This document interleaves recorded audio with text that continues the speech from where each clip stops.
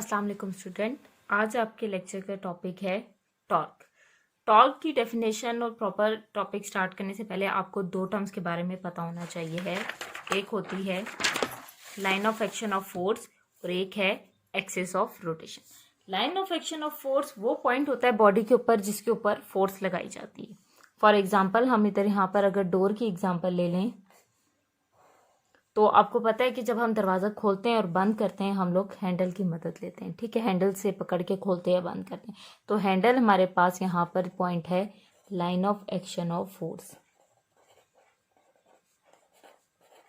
यानी कि ये वो पॉइंट है जिसके ऊपर फोर्स अप्लाई की जाती है। और जब हम लोग फोर्स अप्लाई करते हैं दरवाजे पे तो दरवाज़ा इस तरह खुलता है, इस आपके पास डायरेक्शन में बंद होता है, लेकिन अपने एक्सिस के अराउंड यहाँ पर मूव करता है, रोटेट करता है। ऐसी बात है, ऐसा तो नहीं हम दरवाज़ा खोलें यहाँ पर फोर्स लगाएं तो वो दरवाज़ा पहले पूरा खोल के उतार के साइड पे रखें फिर दोबारा बाहर निकल के दरवाज़ा बंद करें। ऐसा नहीं होता, दरवाज़ा खुलता है अपने एक्सिस ऑफ रोटेशन पे। इस हिंज इन जोड़ के अराउंड दरवाज़ा मूव करता है, या खुलता है या बंद होता है। तो इन जोड़ों को हम लोग कहते हैं एक्सिस ऑफ रोटेशन। सिंपल बात में अगर हम कहें तो एक्सिस ऑफ रोटेशन वो पॉइंट होता है जिसके लॉन्ग पूरी बॉडी जो होती है वो सर्कुलर पाथ में रोटेट करती है, मूव करती है। ये इसका जो दरवाजे का जो है एक्सिस ऑफ रोटेशन, ये वाले जोड़ हैं, इन्हें हम लोग इंग्लिश में हिंज बोलते हैं। ठीक है, हिंज ऑफ द डोर इसके एक्सिस ऑफ रोटेशन है और ये दरवाज़ा इस तरह रोटेट करेगा। फोर्स हम लगाएंगे हैंडल के ऊपर, तो हैंडल वो पॉइंट है जिसके ऊपर फोर्स लगा रहे हैं, इसे हम लोग line of action of force कहेंगे। हम लोग एक इमेजिनरी लाइन ड्रॉ कर लेते हैं line of action of force से। ये मैंने इमेजिनरी लाइन ड्रॉ कर ली है। अब ये देखें, ये लाइन और एक्सिस ऑफ रोटेशन आपस में 90 का एंगल बना रहे हैं। जब ये दोनों चीजें 90 का एंगल बनाएंगे तो हमें यहां से पोजीशन वेक्टर मिलेगा। ठीक है, यहां हमें मिलेगा पोजीशन वेक्टर जब line of action of force axis of rotation के साथ परपेंडिकुलर डिस्टेंस बनाएगी, 90 का एंगल बनाएगी। ठीक है, तो आपके पास यहां से पोजीशन वेक्टर आएगा और ये दरवाज़ा जिसके ऊपर फोर्स लग रही है और जहां पर पोजीशन वेक्टर, दोनों चीजें हैं, फोर्स प्लस पोजीशन वेक्टर, इसको हम लोग कहेंगे CTOR वेक्टर, इसको हम लोग कहेंगे प्लेन। प्लेन वो जगह है जिसके ऊपर फोर्स भी है और पोजीशन वेक्टर R भी है आपके पास। ठीक है, और पोजीशन वेक्टर क्या होता है? पोजीशन वेक्टर होता है परपेंडिकुलर डिस्टेंस होता है line of action of force का एक्सिस ऑफ रोटेशन के साथ।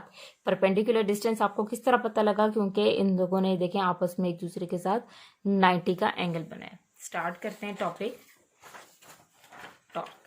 ठीक है, टॉर्क की डेफिनेशन होती है आपके पास turning effect of force produced in a body about an axis is called torque. यानी कि हम किसी भी ऑब्जेक्ट के ऊपर फोर्स लगाएं और उसके अंदर टर्निंग इफेक्ट प्रोड्यूस हो। ये देखिए, मैंने जब इधर यहाँ पर फोर्स लगाई थी, हैंडल पे फोर्स लगा के दरवाजे को खोला तो इसके अंदर ये टर्निंग इफेक्ट प्रोड्यूस हुआ। दरवाजा सीधा ऐसे नहीं खुला, दरवाजे के अंदर टर्निंग इफेक्ट प्रोड्यूस हुआ है। दरवाजा इस डायरेक्शन में इस तरह करके खुला है, यहाँ पर रोटेट हुआ है about an axis, fixed axis. देखें ये फिक्स है दरवाजे के हिंज। ठीक है, ये यहीं पर रहेंगे, दरवाजा यूं करके खुलेगा यहाँ पर, तो इसके अंदर टर्निंग इफेक्ट प्रोड्यूस हुआ है। हम कह सकते हैं इसके अंदर टॉर्क प्रोड्यूस हुआ है। टॉर्क की एक और डेफिनेशन है आपके पास जो कि है cross product of force and position vector R। इस डेफिनेशन से हमें फॉर्मूला मिलता है टॉर्क का। क्या है कि टॉर्क इक्वल होती है फोर्स और पोजीशन वेक्टर R के क्रॉस, इनके अंदर दरमियान में रिलेशन होता है। जहां क्रॉस की बारी ये देख रहे हैं आप लोग कि क्रॉस प्रोडक्ट है, वहां आप लोग क्रॉस प्रोडक्ट की जगह लिख सकते हैं RF साइन थीटा, क्योंकि आपको पता है साइन 90 आपको मैक्सिमम वैल्यू देता है जो कि 1 है। तो आपको इससे इसका मैग्नीट्यूड भी मिल गया, यानी कि हम लोग जो क्रॉस प्रोडक्ट है, क्रॉस आपके पास दरमियान में फॉर्मूले क्या है, उसको हम लोग साइन थीटा से रिप्लेस कर देते हैं। ठीक है, और थीटा क्या angle between F and R है। फोर्स और पोजीशन वेक्टर R के दरमियान में जो एंगल बनता है उसे हम लोग थीटा कहते हैं। ये कौन सा वाला थीटा है? ये देखें, अगर मैं इमेजिनरी लाइन यहाँ पर इमेजिनरी लाइन ड्रॉ कर दूँ, ये देखिए यहाँ पर थीटा बनता है, एंगल बनता है दरवाजा कितना खुला है। अगर दरवाजा कम खुलता है, यहां तक दरवाजा खुलता है, तो हम लोग कहते हैं एंगल यहां तक है। लेकिन दरवाजा पूरा खुलता है तो ये पूरा एंगल है, तो ये वाला थीटा है। ठीक है, नेक्स्ट है direction of torque. Direction of torque क्या होती है? डायरेक्शन ऑफ टॉर्क जो होती है वो हमेशा परपेंडिकुलर टू द प्लेन होती है। मैंने आप लोगों को बताया था प्लेन क्या चीज है। प्लेन वो जगह है जहां पर फोर्स और पोजीशन वेक्टर हमें दोनों मिल रहे होते हैं। ठीक है, तो ये आपके पास है प्लेन। प्लेन के साथ जो होता है टॉर्क परपेंडिकुलर हमेशा होता है। ये देखें, ये प्लेन है, ये दरवाजा है, इसके ऊपर line of action of force है, एक्सिस ऑफ रोटेशन है, जिन्होंने मिल के हमारे पास पोजीशन वेक्टर आर बनाया है। ठीक है, ये आपके पास पूरा प्लेन है। और जो अब आपने टॉर्क फाइंड करना है वो हमेशा इस प्लेन के परपेंडिकुलर होगा। ये आपके पास राइट हैंड रूल से हम लोग फाइंड आउट करते हैं। कैसे फाइंड आउट करते हैं? अपना राइट हैंड लें, ठीक है, और आपके जो राइट हैंड है, आपका पाम और आपकी फिंगर्स जो होती हैं ये प्लेन को शो कर रही होती हैं। ठीक है, ये प्लेन को शो कर रही होती हैं। अगर ये देखें, ये दरवाजे के साथ मैं रख लेती हूँ, दरवाजा मैंने फोर्स लगा के अंदर की तरफ खोलना है, तो जो आपके पास अभी दरवाजा खुलेगा, रोटेशन होगी वो इनवर्ड होगी, तो आपने अपनी फिंगर्स को राइट हैंड की जो रोटेशन है उसके अलोंग कर्ल करना है। ये देखें, ये मैंने इसको कर्ल कर लिया। और जो अब इरेक्टेड थंब है, ये जो थंब है आपके पास, अंगूठा है, ये आपके पास टॉर्क की डायरेक्शन बताएगा। क्या होती है? जो कि परपेंडिकुलर टू द प्लेन होती है। परपेंडिकुलर 90 का एंगल मतलब बनाना है आपस में। तो ये देख लें, जब ये आपका हाथ प्लेन है पूरा और ये आपके पास टॉर्क की डायरेक्शन है, तो ये देखें आपस में क्या एंगल बना रहे हैं?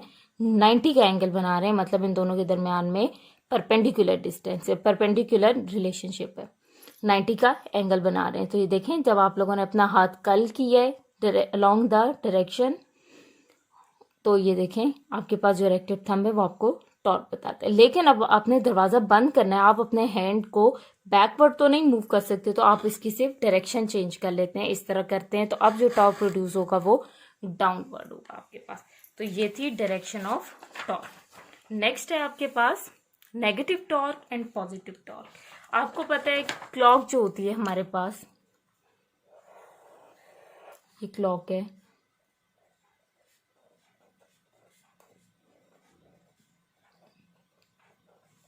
कोई भी आपके पास अब बॉडी है, कोई भी ऑब्जेक्ट है, वो रोटेट कर रहा है, क्लॉकवाइज रोटेट कर रहा है। ठीक है, उसकी डायरेक्शन ये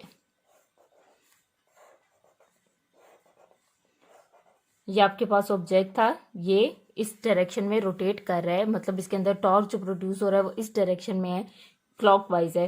तो हम लोग कहेंगे अगर जब क्लॉकवाइज आपके पास टॉर्क प्रोड्यूस होता है, हम कहते हैं ये नेगेटिव टॉर्क होता है हमेशा।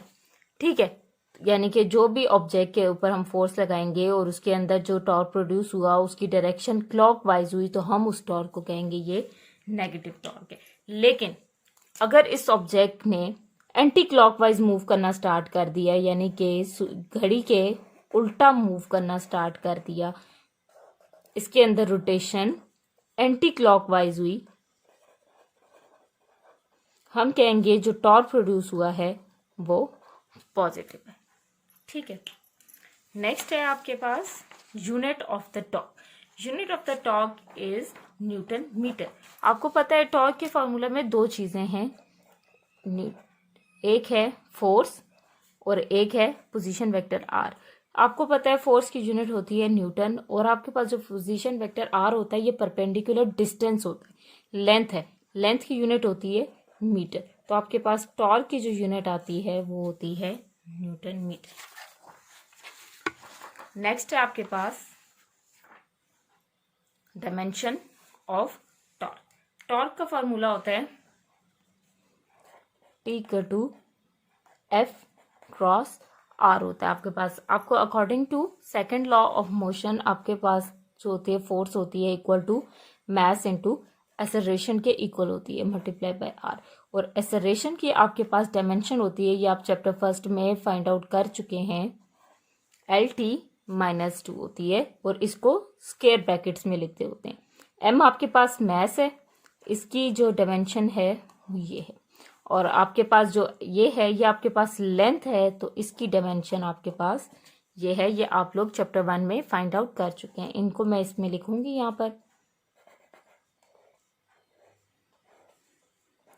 LT-2 into L। इसको अब मैं एक ही ब्रैकेट के अंदर लिखूंगी, एक स्क्वायर ब्रैकेट के अंदर लिखूंगी, और ये देखें ये 2 L है यहाँ पर, तो ये L स्क्वायर हो जाएंगे। तो आपके पास आता है MH स्क्वायर T-2। ये आपके पास डायमेंशन ऑफ टॉर्क होती है। नेक्स्ट है factor upon which the torque depend. आपको पता है, आपने दो डेफिनेशन जो पढ़ी है टॉर्क की, उसमें 2 चीजें थी। पहली डेफिनेशन में 2 चीजें थी, एक था F, एक था R।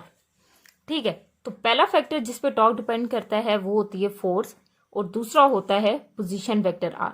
फोर्स पे किस तरह टॉर्क डिपेंड करता है? फोर्स पे इस तरह टॉर्क डिपेंड करता है कि हम लोग कितनी और किस पॉइंट के ऊपर फोर्स लगा रहे हैं। ये आपके पास डोर है, अगर आपके पास line of action of force का मैक्सिमम डिस्टेंस होगा एक्सिस ऑफ रोटेशन से, तो आपके पास टॉर्क ज्यादा प्रोड्यूस होगा। ठीक है, जिस पॉइंट पे आप फोर्स लगा रहे हैं उसका डिस्टेंस एक्सिस ऑफ रोटेशन से बहुत ज्यादा होगा, मैक्सिमम होगा, तो यहां पर टॉर्क ज्यादा प्रोड्यूस होगा।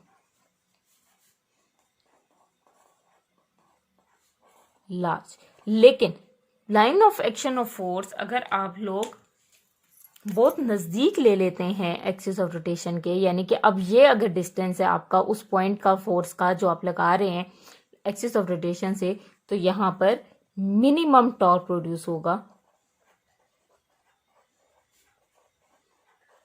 क्यों? जितना कम डिस्टेंस होगा फोर्स वाले पॉइंट का, line of action of force का, उतना कम टॉर्क प्रोड्यूस होगा, और जितने ज्यादा दूर हम लोग फोर्स लगाएंगे एक्सिस ऑफ रोटेशन से उतना ज्यादा टॉर्क प्रोड्यूस होगा। नेक्स्ट है आपके पास के पोजीशन वेक्टर। पोजीशन वेक्टर पे इस तरह डिपेंड करता है कि आपके पास line of action of force का परपेंडिकुलर डिस्टेंस होना चाहिए एक्सिस के साथ। ठीक है, और नेक्स्ट है आपके पास, अपने ये तो हमने पहली डेफिनेशन से 2 बातें कर ली। नेक्स्ट जो आपके पास डेफिनेशन थी F क्रॉस R, और फिर हमने इसको मैग्नीट्यूड में चेंज किया था, जो हमने मैग्नीट्यूड निकाला था RF साइन थीटा, ये चीज थी। ये भी हमने बता दिया कि इसके ऊपर डिपेंड करता है पोजीशन वेक्टर, R के ऊपर डिपेंड करता है, फोर्स पे डिपेंड करता है, थीटा पे। थीटा वो एंगल है जो कि जब आप फोर्स लगाते हैं किसी भी ऑब्जेक्ट के ऊपर, उसके अंदर टर्निंग इफेक्ट प्रोड्यूस होता है, तो कितना टर्निंग इफेक्ट प्रोड्यूस होगा। अगर दरवाजा यहां तो खुलता है तो ये आपके पास थीटा है, अगर आपके पास ये दरवाजा खुला है तो अब आपके पास जो थीटा होगा वो ये होगा। अगर दरवाजा आपने पूरा खोला है तो ये आपके पास एंगल है थीटा। तो इस एंगल पे भी डिपेंड करता है कि कितनी रोटेशन हुई है, इतना एंगल बना है, इतना एंगल बना है, या इतना एंगल बना है। ठीक है, तो इस तरह डिपेंड करता है। यहाँ तक आज हमारा टॉपिक कंप्लीट हो गया टॉर्क का।